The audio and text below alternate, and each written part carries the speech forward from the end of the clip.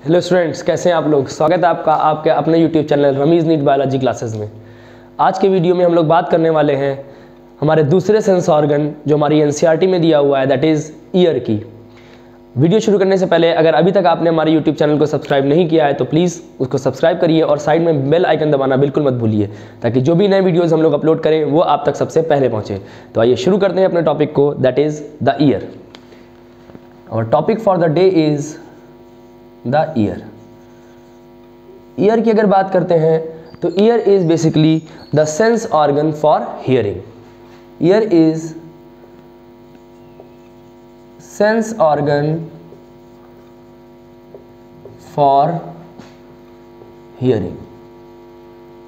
NCERT ने बात को शुरू किया है ईयर के सिलसिले में। एनसीईआरटी कहती है ईयर जो है वो दो मेन फंक्शंस परफॉर्म करता है। Ear perform two main functions. जो दो फंक्शंस हमारा ईयर परफॉर्म करता है they are hearing and balancing. हमारे ईयर के दो मेन फंक्शंस हैं हियरिंग एंड बैलेंसिंग।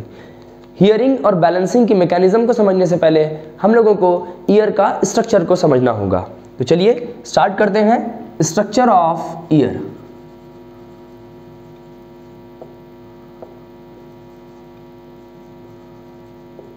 ईयर की अगर बात करते हैं तो इसको हम लोग एक चार्ट पेपर की मदद से समझते हैं, एक चार्ट की मदद से समझते हैं। उसके बाद हम लोग इसके स्ट्रक्चर पे आएंगे, दैट इज डायग्रामेटिक व्यू हम लोग इसका देखेंगे। ईयर को अगर हम लोग देखें तो ईयर को 3 पार्ट्स में डिवाइड किया गया। ईयर को कितने पार्ट्स में डिवाइड किया गया? 3 पार्ट्स में। द वन इज एक्सटर्नल और outer ear, other is the middle ear and the third is the inner or internal ear।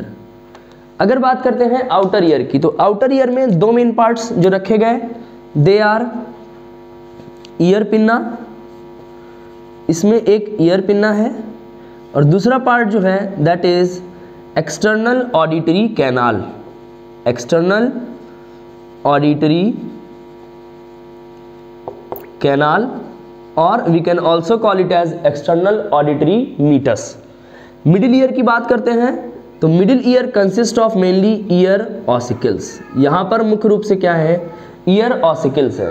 Year ossicles 3 तरह के हो सकते हैं, that is malleus, incus and stapes और स्टेप्स। उसके बाद बात आती है इनर ईयर की। इनर ईयर में मुख्य रूप से कॉक्लिया,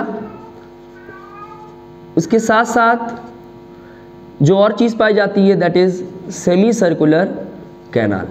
इनकी बातें हम लोगों को मेन रूप से मिडिल ईयर में करनी होती है। तो चलिए सबसे पहले हम लोग बात करते हैं स्ट्रक्चर की। तो अब अगर स्ट्रक्चर को देखेंगे तो ईयर का स्ट्रक्चर कैसा दिखता है, चलिए अगर ईयर के स्ट्रक्चर की बात करते हैं तो सबसे बाहर की तरफ हमारे ईयर में जो स्ट्रक्चर दिया होता है that is the ear pinna. ये क्या हो गया? This is the ear pinna. Ear pinna की अगर बात करें तो ईयर पिन्ना क्या करता है? The main function of ear pinna is to collect the vibrations which are due to the sound. Sound की वजह से जो वाइब्रेशंस एटमॉस्फेयर में, ये ईयर पिन्ना उन वाइब्रेशन को या साउंड को कलेक्ट करता है। उसके बाद ईयर पिन्ना के बाद जो स्ट्रक्चर आता है दैट इज स्लाइटली टिल्टेड, थोड़ा सा टिल्टेड, हल्का सा टिल्टेड स्ट्रक्चर होता है। इसको हम लोग कहते हैं एक्सटर्नल ऑडिटरी कैनाल और एक्सटर्नल ऑडिटरी मीटस। ये एक्सटर्नल ऑडिटरी कैनाल एक मेम्ब्रेन में खुलता है जिसको हम लोग कहते हैं टिम्पैनिक मेम्ब्रेन। ये कौन सी मेम्ब्रेन हो जाती है?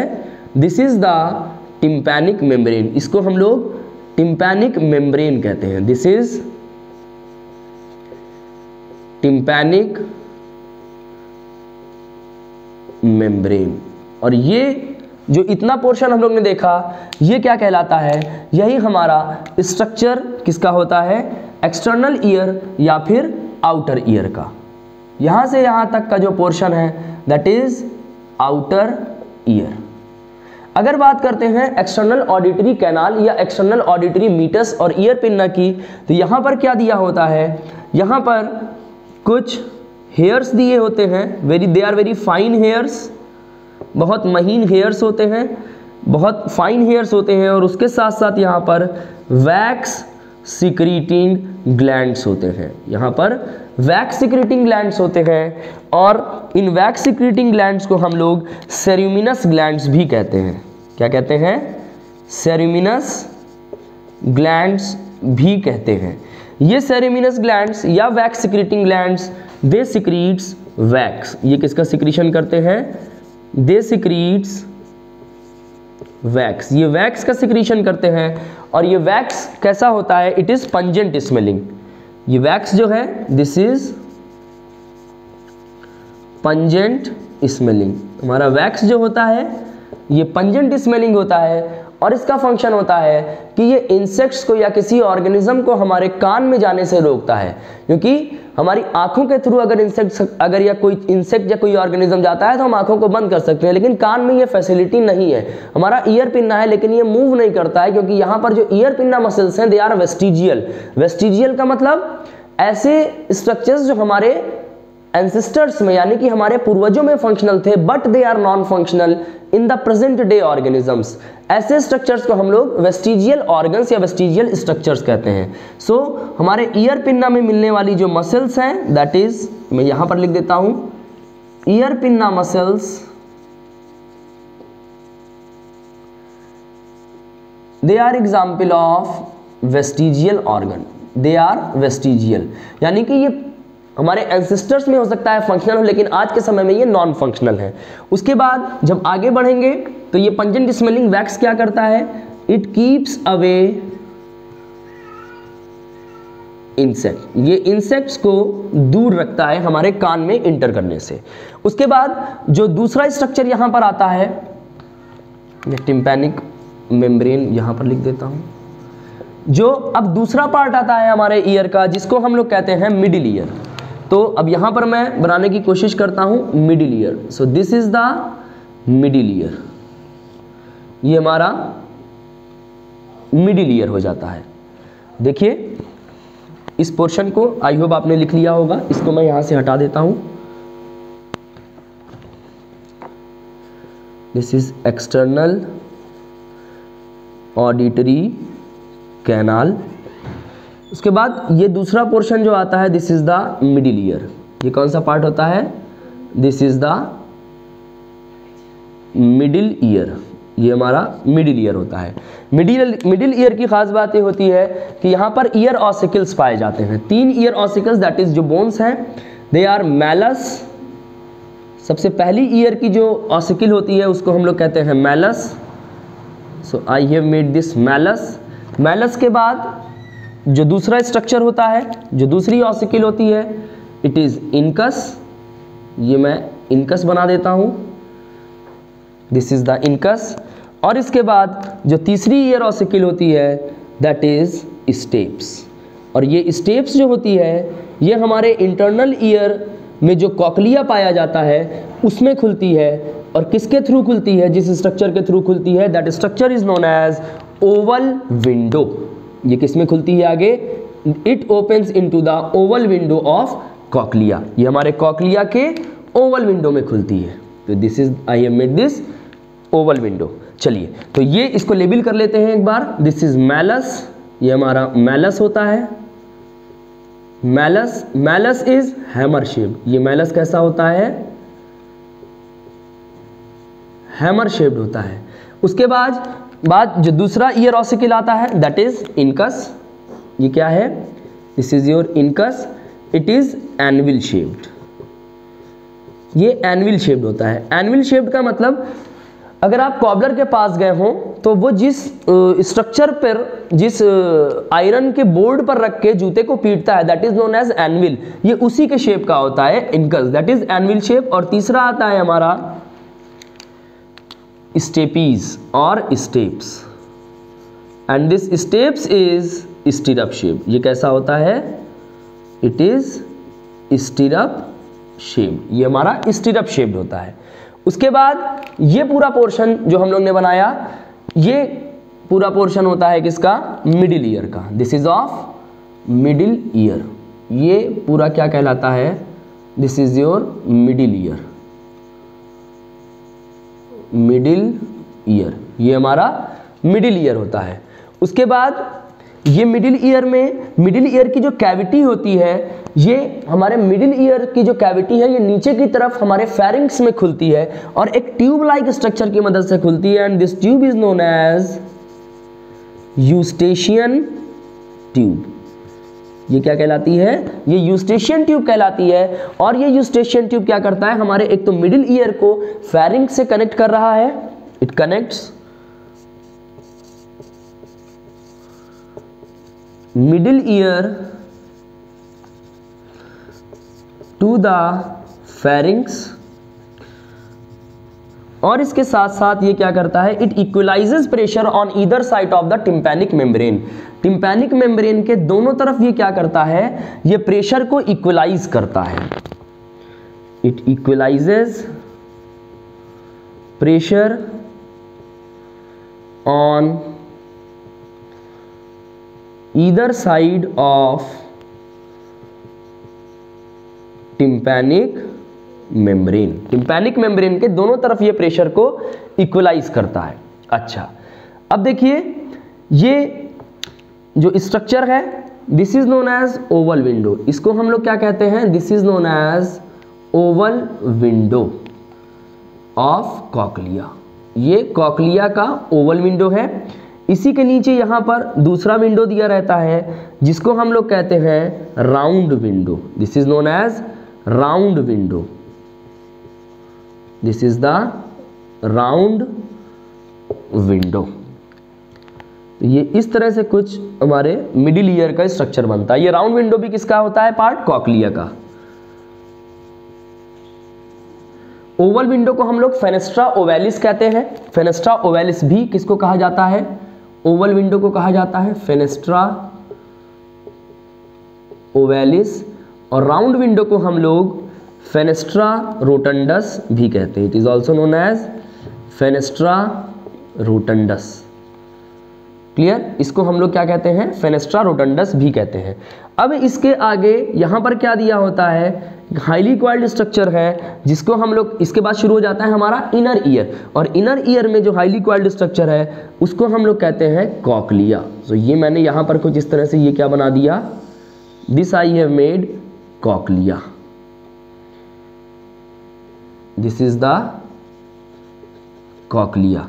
ठीक है, और यहाँ पर जो नर्व निकलेगी, this is known as cochlear nerve, इसको हम लोग कहते हैं कॉकलियर नर्व कहते हैं। और यहाँ पर ऊपर की तरफ क्या दिया होगा, सेमी सर्कुलर कैनाल्स। यहाँ पर कॉकलिया से लगा हुआ क्या पाया जाता है, सेमी सर्कुलर कैनाल, यानी सेमी सर्कुलर कैनाल जो है ये हमारा कॉकलिया के ऊपर पाया जाता है।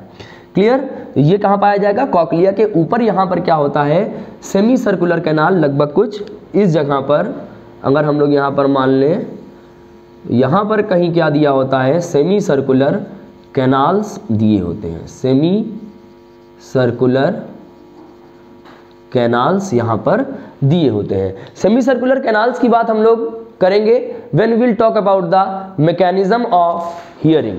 जब हम लोग हियरिंग की मैकेनिज्म के बारे में बात करेंगे, then we will talk about the structure of semi circular canals. वैसे सेमी सर्कुलर कैनाल्स की अगर बात करते हैं तो they are 3 in number and all of them lie at 90 degree to each other. ये सब के सब एक दूसरे से 90 डिग्री पर दिए होते हैं। अच्छा, उसके बाद अगर हम लोग बात करते हैं किसकी, टिम्पैनिक मेम्ब्रेन की, so this tympanic membrane is made up of connective tissue. हमारा जो टिम्पैनिक मेम्ब्रेन होता है ये कनेक्टिव टिश्यू से बना होता है और इसके दोनों तरफ मेम्ब्रेन्स पाई जाती हैं। इसकी आउटर साइड में, यानी जो टिम्पैनिक मेम्ब्रेन, अगर मैं यहाँ पर बना दूँ टिम्पैनिक मेम्ब्रेन, तो अगर मैं ये बनाता हूँ आपका tympanic membrane, this is the tympanic membrane. So tympanic membrane के आउटर साइड में क्या दिया होता है, स्किन। टिम्पैनिक मेम्ब्रेन के आउटर साइड में क्या है, स्किन। और हमारे टिम्पैनिक मेम्ब्रेन के इनर साइड में क्या दिया होता है, mucus membrane. This is the mucus membrane, skin on outer side and mucous membrane on inner side. Inner side में क्या होता है, म्यूकस मेम्ब्रेन दिया होता है। तो इस तरह से हम लोग ने स्ट्रक्चर ऑफ ईयर को पूरा कर लिया। देखिए ये जो पोर्शन हम लोग ने बनाया है, this is the inner ear. ये कौन सा है, this is the inner ear. यहां से यहां तक का जो स्ट्रक्चर है, this is the inner ear. ये क्या है, इनर ईयर है, ठीक है। ये क्या है, इनर ईयर। तो ईयर के 3 पार्ट्स हम लोग ने देखे, outer ear, middle ear and the third is inner ear. Outer ear में 2 चीजें आती हैं, ईयर पिन्ना और external auditory canal. External auditory canal ear pinna को कनेक्ट कर रहा है मिडिल ईयर से। ये किस में खुलता है, ये टिम्पैनिक मेम्ब्रेन में खुलता है। और एक्सटर्नल ऑडिटरी कैनाल और ईयर पिन्ना में बहुत फाइन हेयर्स होते हैं और वैक्स सिक्रेटिंग ग्लैंड्स होते हैं, जिनको हम लोग सेरेमिनस ग्लैंड कहते हैं। इनसे वैक्स का सिक्रीशन होता है और ये वैक्स पंजेंट स्मेलिंग होता है, जिसकी वजह से इंसेक्ट हमारे ईयर के थ्रू बॉडी में नहीं इंटर करते हैं। क्लियर। उसके बाद टिम्पैनिक मेम्ब्रेन आती है। टिम्पैनिक मेम्ब्रेन को हम लोग ईयर ड्रम भी कहते हैं। It is also known as ear drum. इसको हम लोग ईयर ड्रम भी कहते हैं। और ये ईयर ड्रम जो है और टिम्पैनिक मेम्ब्रेन, ये खुद किससे बना हुआ है, it is made up of connective tissue. ये किससे बना हुआ है, it is made up of connective tissue. और ये आउटर साइड में स्किन से कवर्ड है और इनर साइड में ये म्यूकस मेम्ब्रेन के द्वारा कवर्ड है। मिडिल ईयर की अगर बात करते हैं तो मिडिल ईयर में ईयर ऑसिकल्स पाई जाती हैं। ये 3 होती हैं, मैलस, इनकस और stapes. Stapes is also the smallest bone of the body. Stapes is also the smallest bone found in our body.